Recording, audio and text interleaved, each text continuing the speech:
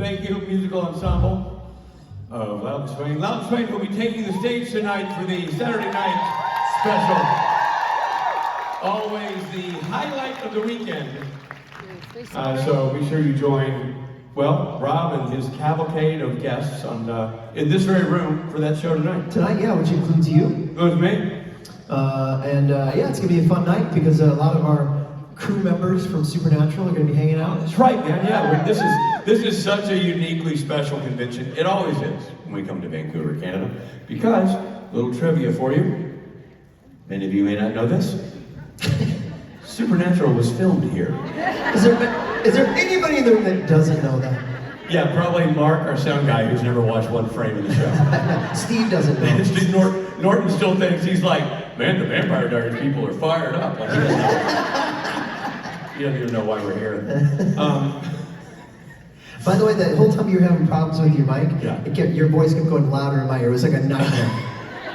And he said, Zach! It was like so... Well, that's what, when all of you guys were at 10. And so I put it on, I'm like, I fell to my knees backstage. Yeah. Poor Mark was having to wrestle with it. But he got us there. Do you ever wonder if Jared's ever going to solve that problem with his neck? No, I know. I do worry For about fucking weeks, you got me like, why don't you go to the chiropractor before the photo shoot? Yeah. And I could use a little bit of his neck. I've somehow lost Oh my God. Yeah. And you're looking over him like, God, I wish I had that neck. Yeah, if only I had a sore neck. You see, he's definitely got that, take the picture, it hurts, take the picture. Take it. Did you take it? Good. Yeah. How about Jake? Jake, weirdly, that very day, he was in black and white. He was. It was weird. The camera was in color. He was straight out of a movie from the 60s, like. And Jason Mans is an English teacher who knows you use AI to write that paper. Yeah. He absolutely is on you. Where'd you go, by the way? I just got my coffee. Out of curiosity. Just got my coffee. Asking for a friend. Ask for a friend who's alone on stage. Yeah. Jason definitely looks like a teacher. And heading up the English department. Yeah, exactly. And that photo is not just for men, but there is just for men used in that photo of Mark Shepard, who hasn't had a jet black beard since the 70s. What can we say about what? Oh no, 60s at least. Jason, he's literally in the middle of saying, "What are we doing? What are we doing?" He's like, "What are we doing?" Click. Do you think it was cold outside when he had the furry jacket on? No, not necessarily. No, I think it was sexy outside. Yeah. What are you doing? Just taking a Hey, I gotta wear this. There's a 60% chance of sexy. Should I give you my sexy look? Or I already am. Yeah. You want a sexy look or bullshit? That's all I brought. Ladies and gentlemen, that's Rob Benedict. I'm Richard Spade, and we're not allowed to be here on Fridays, but today this is our day. Well, finally, they opened the doors to us on Saturday. And no Matt Cohen. Matt Cohen had to go to a doctor's appointment for his leg. He's been struggling with a torn Achilles. Did anybody see him, Matt Cohen, yesterday? Was he walking around with a leg brace? He has a leg brace. He looks like all the world like a pirate. Yeah. When you look at him straight on, because the leg is up and it's a cushion and then just like a steel pole. So it's like it's not a scooter. He walks around like a pirate, like a peg leg. Like that? Yeah. Ow. Yeah. Weird. Yeah. So he had to go see the doctor. Yeah. No, I'm gonna get my coffee, so you know. All right, we just found out about it like 5 minutes ago. We're like, all right, here we go. Where's Matt? But he's not here. We're like, what?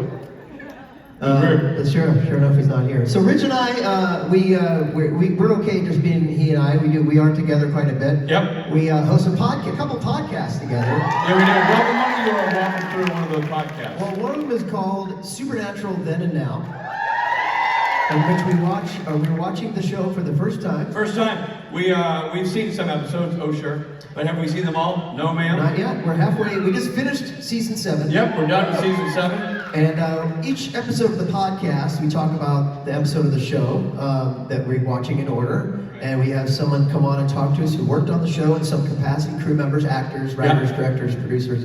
And then we talk about the show in depth. We rate the show. It's great. We have great guests from the crew that you would not get to hear from, but for the fact that we have this podcast. It's great. I see over here someone dressed like Scooby Natural, which is amazing. And Nice. oh, you both are? That's great. awesome. Yeah, and I have to tell you, I've never seen that episode. We're good, but he will. He will eventually. I can't Before wait. we get off the topic, because times are tight, There's and another- also the exchange Right. rate is It's weird. different, yeah. So what is it costing Canadian people to listen to that podcast? It's free. It's free. Wherever you get your podcast. But in the States, that's going to be an add-on of... Zero. Oh. Yeah, it's free. How are we making money? We're not. Oh, shit. And we do another podcast called Kings of Con. Right? Thank you. So where Rich and I talk, we're just talking like we talk right now. And, Yeah, imagine this, but in stereo. Yeah. And that's fun too. It's just him and I off the cuff. Freewheeling Robin Rich. Yeah, no script. And that's really fun. And that's Kings of Con, and that's also free. So, and Rob and I are having, for those who are Supernatural Then and Now fans, we are having conversations about trying to figure out how to do that podcast on the road in 2026 with a live audience. It's going to be fun. Yeah, super fun. All right, shall we take a question or two? No, I'm not feeling like that. All right, thanks, everybody. Good night. I don't want the Q. Let's just give the A. All right. But let's there's a take- Q. There's a Q for Q's. Hey, good one. Okay. Right there. Hi guys, Hi. my name's Alessandra. Hello. And I wondered if you had a celebrity crush growing up. Celebrity crush growing up, Rich. Oh, sure. Kate Jackson. I had Marianne in the great debate of Marianne. Billy Gonzalez. Yeah. Marianne. Later, Rosie Perez. Oh, interesting. Who's the, oh my gosh, who's the El Mariachi? Selma Hayek. Oh. Yeah. So it's a Charo. Sure. You know what? Yes. Yes. Dude, did I have a crush on Julie McCoy? Heck yeah, I yeah. did. Oh, yeah, I can tell you so. Julie. I had a crush on everybody. Yeah. If And it he was still does, by the a way. female on TV, I had a crush on them. Yeah, but that's sort of like from my very, very young youth. That was a highlight reel. Robert? Yeah, same. I mean, Rich and I grew up watching reruns from the 60s and 70s, Right. in the late 70s and early 80s, right? Right. So, Marianne. So you're Marianne, not Ginger. Yeah, well, actually, in a strange turn of events, my mom knew Marianne. They went to college together and were friends. Oh, that's cool. And so, in the middle of the rewatching the reruns of Gilligan's Island, Marianne came over to our house when I came back to visit because she's at the University of Missouri is at my house. Yeah. Dawn. Yeah. You mean Miss Wells? Yeah. What?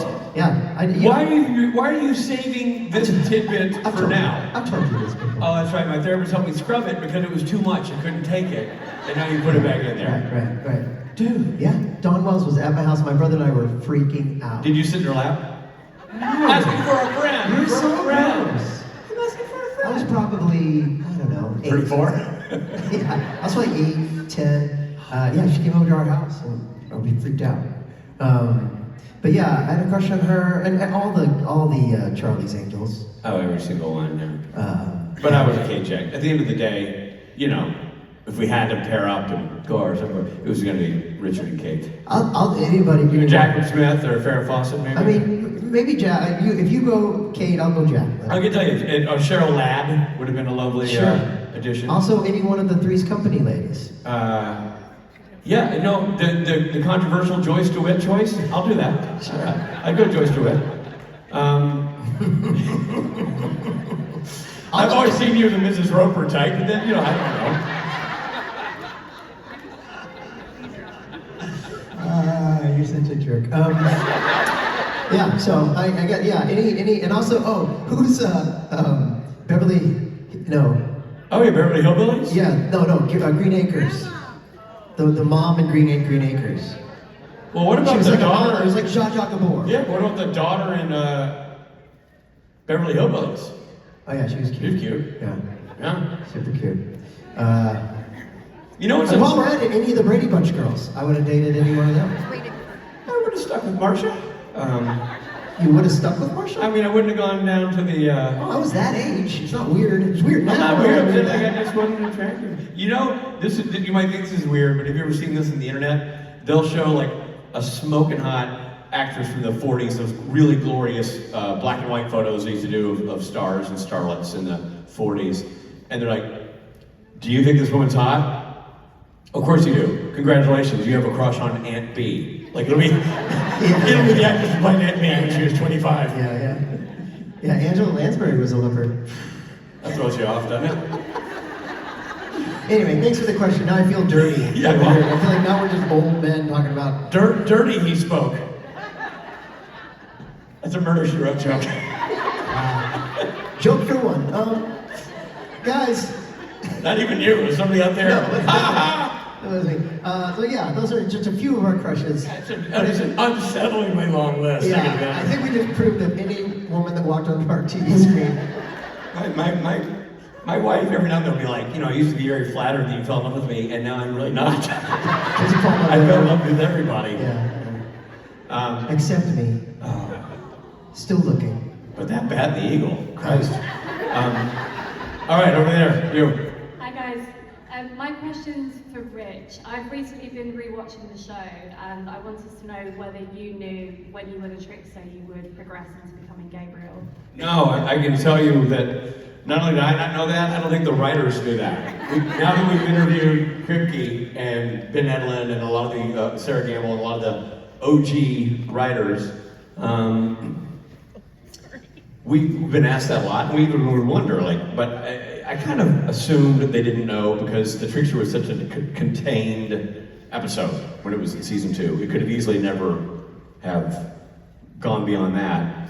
And it's been revealed to us that they would have these, overarching story ideas, but they wouldn't necessarily have the chess pieces in place to execute them. They would discover that along the way. So if they had, in this example, the trickster character, they might go, oh, you know what? We could utilize that character down the road. Now that we're trying to reveal this character, what if that had been a ruse? And so I think as writers, they were discovering it as the show progressed, and we would be the beneficiaries, or not, of those discoveries. So no, and I don't think, I'll throw this to Rob in a second, but I don't think they knew any step of the way where Gabriel's story was going to go. You would have to know the show's going to go 13 years to be able to realize you're going to tell the backstory of that character. You know what I mean? Like, they just kept discovering more ways to involve various supporting characters, which leads to the obvious question that Rob's been asked before. Do you think they knew Chuck was God? I know they did at the end, but at the beginning when you arrived. When I arrived, no. Yeah, no, I don't think so either. We finally asked Kripke, and he said they knew at the beginning of season 5, they started to figure out that they were going to make me God by the end of season 5. And even that was like after I was revealed. At the end of season 5, that's what Kripke kind of meant when I was narrating that episode, and then wearing all white. And but even he was like, don't tell anybody. So I had to kind of keep that in for years until it came out in season 10 or 11. But yeah. Thank you so much. Thanks guys. Hey. Hello, my name is Elise. I was wondering if you were a planet, which planet would you be and why? What'd she say? I can't hear it. I'm gonna answer the question for you. You think, I think I know what she asked. if you were a planet, which planet would you be? Oh, let's answer together. 3, 2, 2, 1, Uranus. Saturn.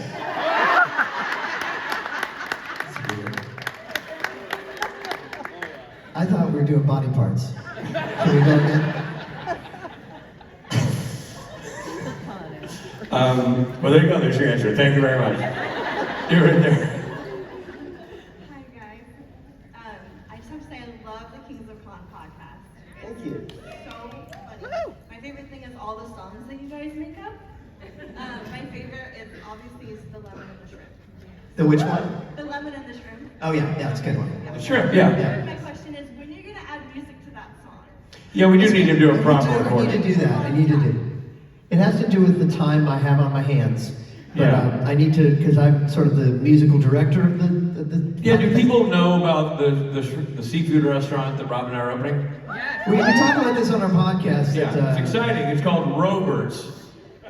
In honor of our buddy Rob, it's Roberts, and the slogan is Roberts, a family place to go squirt.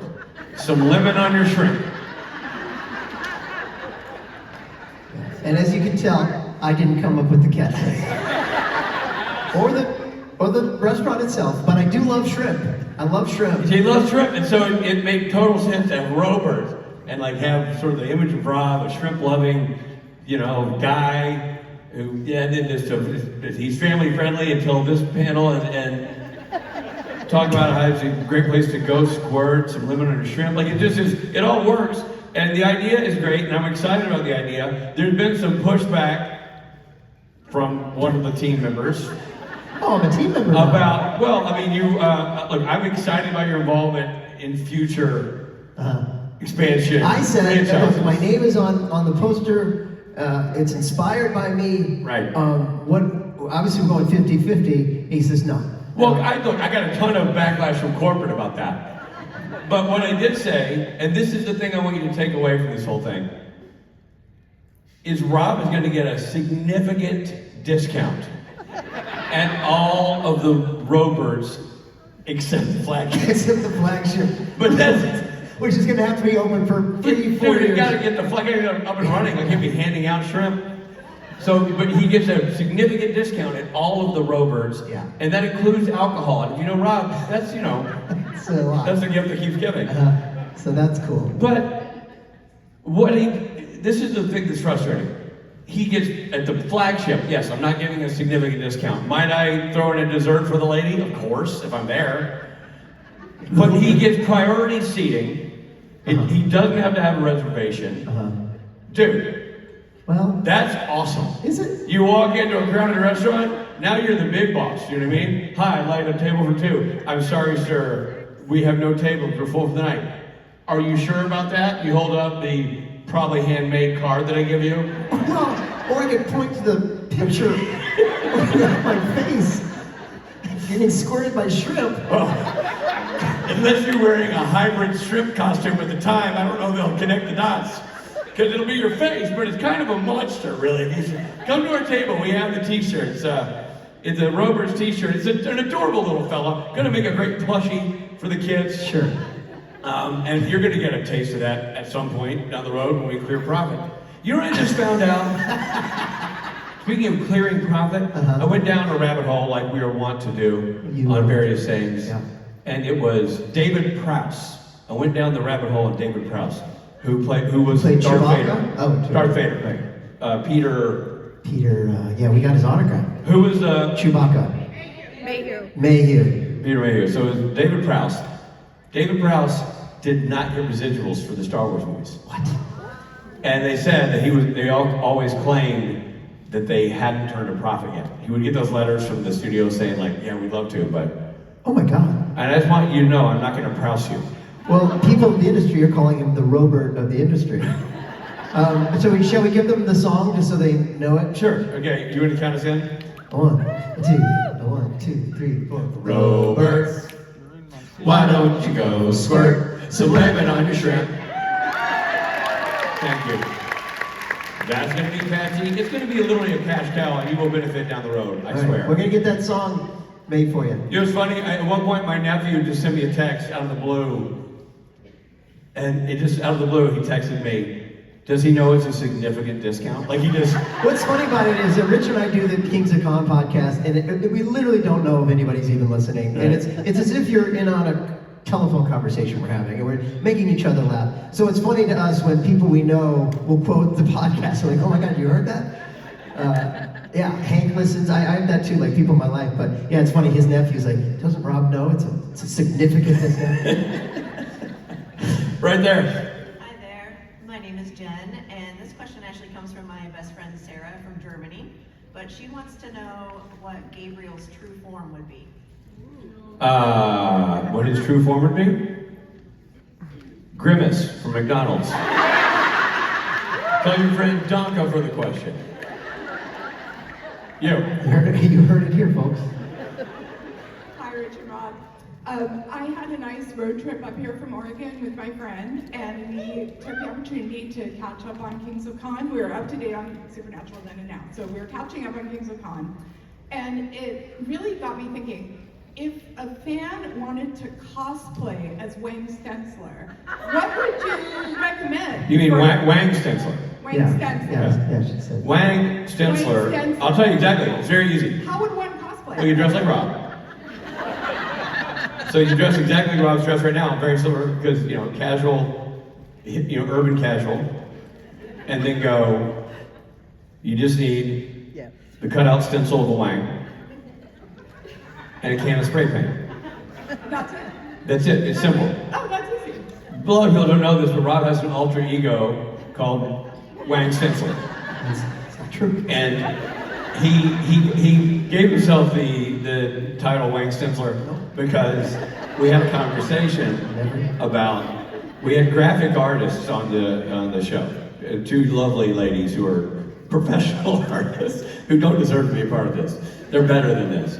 And after the interview, which was a great interview, I said, Rob, when you hear graphic artist, don't you kind of think it's like, something dirty? And he's like, no, I do not, Richard. I don't think of anything dirty. I think of people working hard to create imagery using computer graphics and physical media.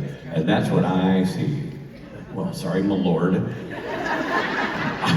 I see you in the dark, with maybe a hooded, maybe you need a hoodie, because like a hoodie. And I said, you were just up there like spray painting dongs on the side of a wall. That's what I see for graphic artists.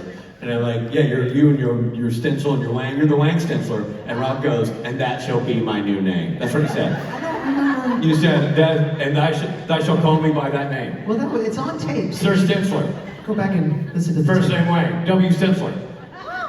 It is all I shall be called, it is all I shall answer to. Never did say that. It is the name that I shall now require professionally. That's the one thing I didn't Starring say. Wang Stencler as Pastor Phil. See, that's what he does. He makes up these things. He says I say them. And I don't get the chance to say I didn't say them before people have made the t-shirts. Dude. And that's already happened. People are making art with me as Wang Stencler. So I'm like, I'm just an innocent. I'm walking by the room as he's going, Wang Stencler. And then suddenly I'm Wang Stencler. Yeah, but dude, what a great name. What a cool name. And by the way, it's also like, you can kind of combat that, like, Wang Stencler. What are you, stencil Wangs? No, I happen to be from the Stencler family, a long line of British hierarchy in the Stencler group. Me, my brother Fang. Yeah. Wang, Fang, and Dong. And we don't appreciate What you're implying. I'll be Wang Stencler if you can be Dong Stencler. Sure, I'm Dong. I'll be Dong. Rob Benedict and Richard Spade Jr. are. I'm gonna create a think tank called Ding Dong. Every time you have an idea, you ring the bell. Yeah, ding dong. Yeah. And you eat ding dongs? By the foot. I used to love ding dongs. By the foot. And scene. That's good stuff. Thanks to the Wang Stencler. Yeah, I think the hoodie. Now that I've thought about it, now that we've workshopped it, like this, but with a hoodie, so he can, And the Wang and the spray paint. So yeah, obviously. Gotcha. I'll be ready the next time. Perfect. Great. Thank you. All right, over there. Hi. So I saw a video online where you did a 12-minute improvised song at another con. I'm in an improv class right now, and I was wondering if you have any tips and tricks that they wouldn't tell me. You have any improv tips? You specifically are really good at the song improv. Do you have any tips and tricks for song improv? Well, yeah. Travel with a band everywhere you go. Yeah, specifically you make up rhyming couplets. Yeah, I don't know. Rob always says that I'm a no-but improver. Well, you are when it comes to just basic improv. No, I'm not. Yeah, exactly. Here's improvised. No, the fact is, Rich's a great improver, and everything we do is all improv. Right. But specifically, his sweet spot is songs. You know what's funny is that people in the audience over the years have said, "How did you guys come up with that?" Blah blah blah. Whatever it was. I'm like, we don't ever pregame ever. Podcasting, stage, nothing. And there are some people who don't believe that. We'd prefer not to. And I think if they don't believe that, that clearly means they haven't seen us work live. Because if this is scripted, Yeah. somebody's getting fired. Well, it's funny because on the Supernatural, then and now he writes us a script so that we know what to say through the summary of the episode and the fun facts. And but sometimes he'll try to write the inner interstitial bits, Yeah, he tries to write the joke. and it's funny because it's not funny. No. And we, you know. And at that point, you'll make some ribaldry over the term trombone. Well, I see. Look, man, all I can say about improv is a street with no speed bumps. You don't ever think about it. You got to train your brain just to say what's out there, and then just go with what you said. Like whatever you said, if it's completely asinine, if it's dumb, if Rob throws me a curveball, I throw him a curveball, then now you're hitting that curveball, and you're just going to go with that. So, even the relationship that Rob and I have that is turned into what the TV show Kings of Con was sort of a fabricated relationship based on improv on stage. Where we found these relationships like, oh, I sort of fit into this guy, and you're the G guy, and it became like those dynamics worked for comedy. And I think, comedy's an interesting thing. I'm not a stand-up comic, but I respect stand-up comedy a lot, and I'm also not an SNL cast member. So the improv we do is very light and funny and fun and with no stakes in it. But I will say, trying to be funny is is not a great target. Trying to be honest is a great target. Because grounded is funny, and campy is silly.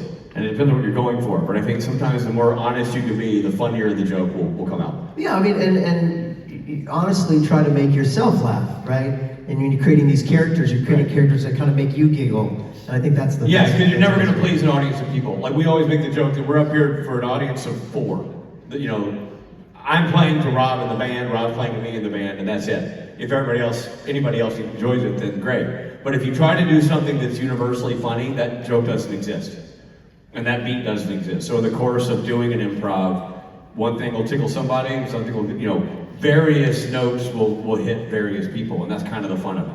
You know what I mean? And also, failure is funny when handled correctly. So there is no such thing as a mistake in that world. That make sense? Yeah, thank you so much. Yeah, You're thank you. welcome. What I love about improv, and you know this from your class, is like the number one rule is yes and. So and it's a great thing to just take into your relationships too. You yes and people rather than no, but, or even yes, but you're yes anding, you're moving the conversation forward.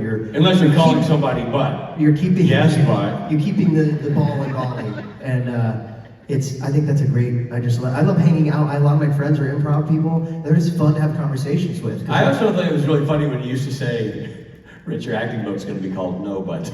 Yeah. Well, Rich doesn't have great hearings. I'll be like, oh, maybe, or is it over here on the shelf? Huh?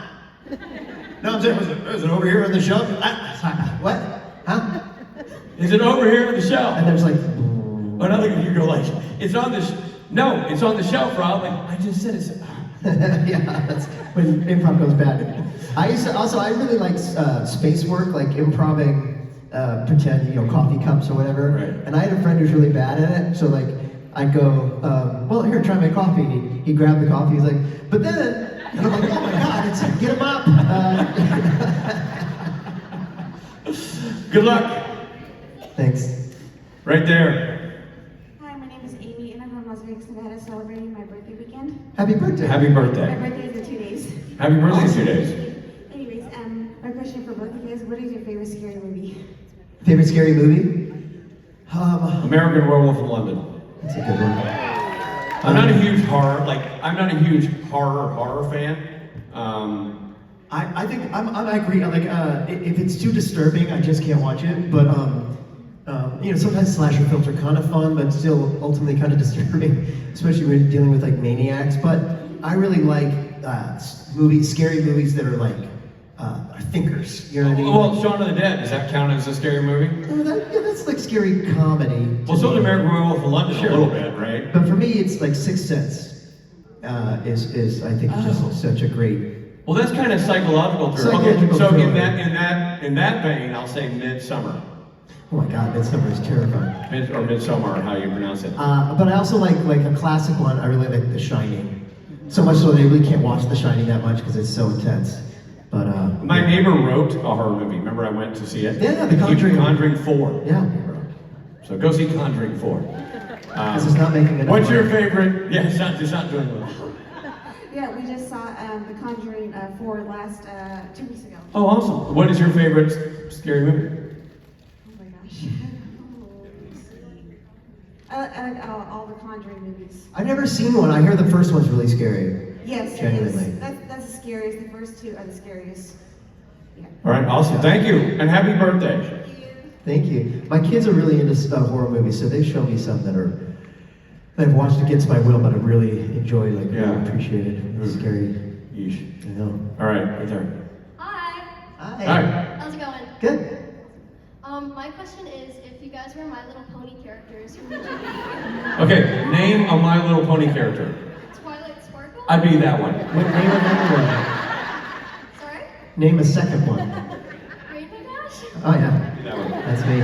We're the wrong demographic, kid, but thanks for the question. Yeah, that's great. I mean, I wish I knew. Is Rainbow Dash the one that, like, farts rainbows? Oh. Does one of them fart rainbows? Why did I think somebody farted rainbows? Good, you dirty. Because that happened in Supernatural. A unicorn farted a rainbow. That's right. Yeah. That's right. Yeah, We see. saw that. Watch that show. All right. Hi guys, I love the King's Con TV show. Thank you. That is my comfort show when I'm feeling crappy. Amazing. To laugh, that's what I watch. So what stories and characters would have been in season 2? Well, it's going back a minute, but just an overreaching thing. We were going to continue the idea that we had some really A-list talent set up to play the Rob and Rich. They were going to be on a billboard in Sunset Boulevard. You remember that, Rob? And Yeah. the show that was pitched at the end of season 1 was going to be a show, and it was going to be famous people playing Rob and Rich, and then it was, So him and I existing in a world where someone took our idea and ran with it. right, and then the whole season was us trying to get an audition for the show that we had created that starred us that Yeah. we weren't in. Yeah. We had a fun idea for an episode where Gil's character, who, you know, is real straight-laced, has a couple of drinks of Oh something. yeah, he ended up a junkie, Yeah. It's like he really goes off the rail. And, but a G. Willikers junkie. and then, but then he goes to, like, you know, that southern, Yeah, when he gets too many peach fizzes, he's like yeah. a knife fight. Yeah, and then you Angry come to redneck. find out at the end of the episode it was actually no alcohol in it at all. And I'll leave it with this. We didn't have it solidified, but we were pretty sure that the billboard, the Robin Rich characters, it wouldn't have been for like an episode, it just would have been a visual, but the billboard, they were going to be, Robin Rich were going to be played by Damian Lewis and Casey Affleck. Oh my God.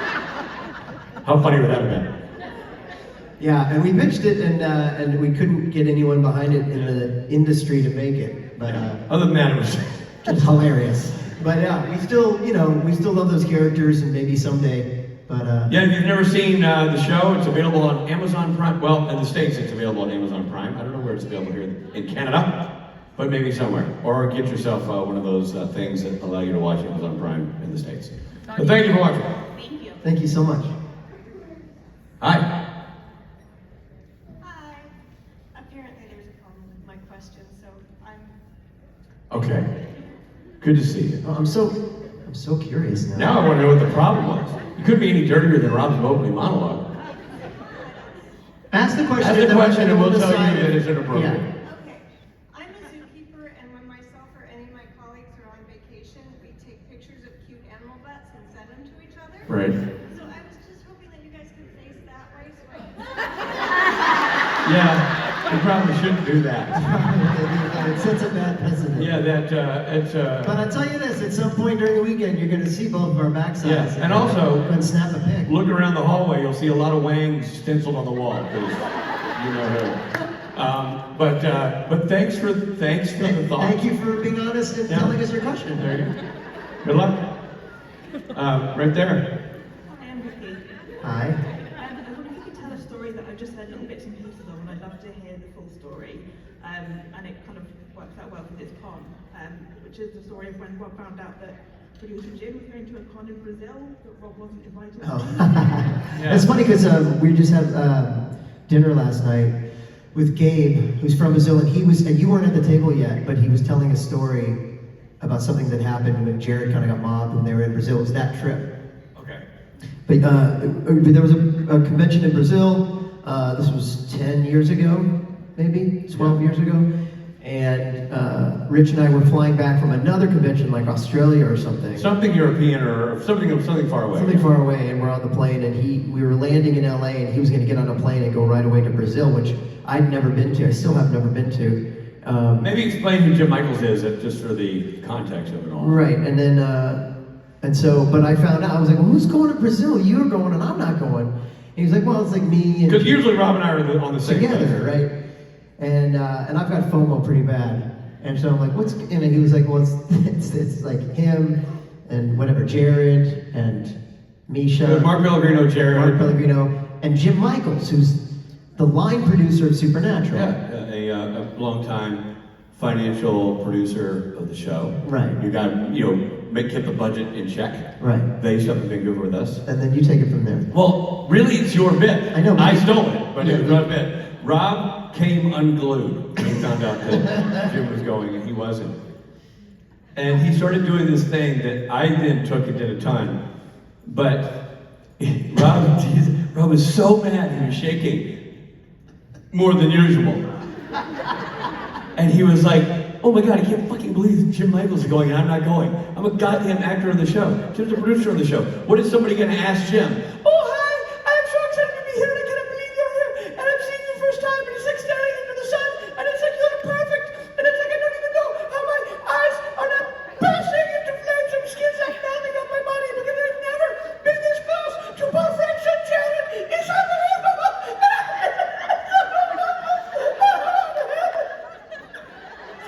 But my question is for Jim. So, you rented the techno crane, but the operator, it turns out, is non-union, and you're across state lines, so you can't just call some fucker in Seattle to drive up. And now the studio is breathing down your fucking neck! And then now you lose your actors at midnight. Everybody turns into a pumpkin, and when they work an extra hour, even a double time, fuck no! So now you're sitting there stuck going, do I put the camera in a ladder pod and do a high shot like that, and just switch to a dolly, and try to get a move there? Or scrap the whole move idea, and just start with the dialogue, and just fucking hope you can get a high ride the next day with doubles? What's more efficient?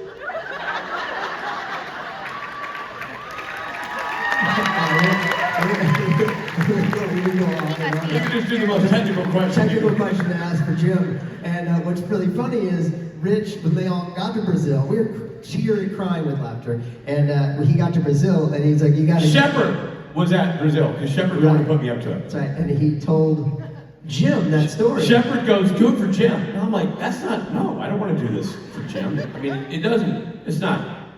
it's not derogatory to Jim, but it also... No, it's not derogatory to Jim. No, but I just felt like, I didn't know Jim that well. Sure, yeah. Right. So he told Jim, and Jim's response was to answer the question. So the whole thing. What are we talking about? Are we in Goldenrod Pages, or what? Are we working at full hour? Yeah, What's the based on turnaround? logic, and you're like, no, Jim, it's not... That's a joke. That's not really a question. You're like, well, I would just switch to a regular plane, get on a 75-foot arm, and tell the studio and lie to the studio. Thank you for your question. Thank you. Yeah. Hi there, my name is Sunshine. Welcome to Canada. Thank you. I just wanted to ask, if your characters from Supernatural could meet the characters of any other show that you've worked on, which show would you pick and why? But any other character I've worked on? Yeah, any worked on, like show that you worked on. written, anything. If your character could meet the main characters of that show, which one would you pick? I would have Gabriel meet me from Kings of Con. I think they get along. Yeah.